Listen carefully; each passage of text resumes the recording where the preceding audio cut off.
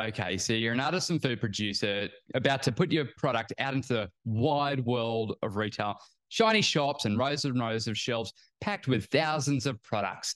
And you're thinking to yourself, how on earth do I price my product? And you go into the supermarket and you see all these other products that are in your category and you try and work out your pricing strategy. And you know what? It's actually a very difficult thing. Whether you're a big multinational or a small artisan producer like yourself, it's not a simple process. And in fact, it's quite a science to it. But the first step, and here's a quick overview of how you, as an artisan food producer, can price your product. The first step is to always understand what is your cost of goods sold. So what does it cost you to get your product into that shop? What are your costs of goods? But also, what are your transport costs going into there? You've also got marketing costs. So how much money are you going to put into marketing? And also you need to, basically make some money out of it.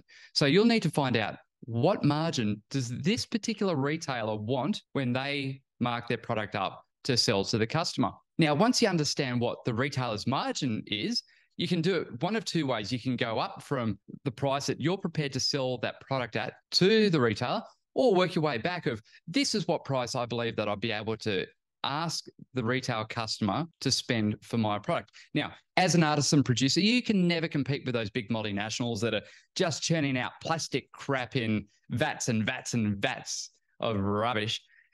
You have to remember that you have this great sustainable competitive advantage, which is you. It's you being the artisan producer, you with your heart and soul going into this product. What are the ingredients that you're using? Why are they special? What's so special about you? Is there something in particular with your story? How do you differentiate yourself from everything else out there?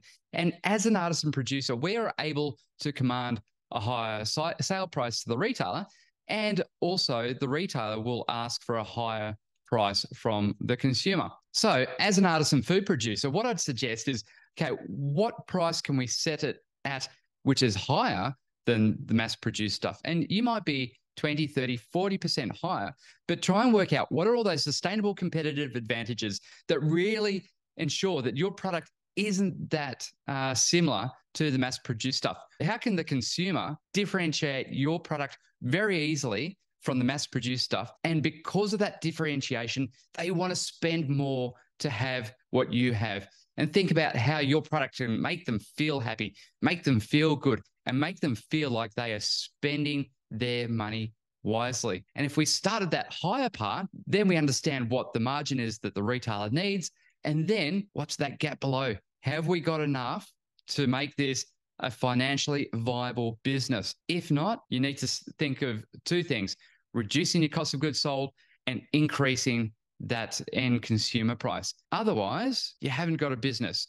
The other step is to cut out the retailer and go direct to the consumer.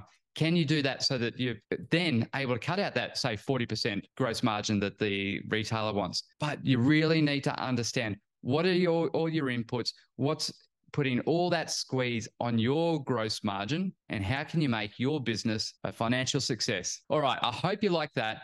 Please click subscribe and all those other things that you need to do with videos these days, because I'd love to share some more great tips with you.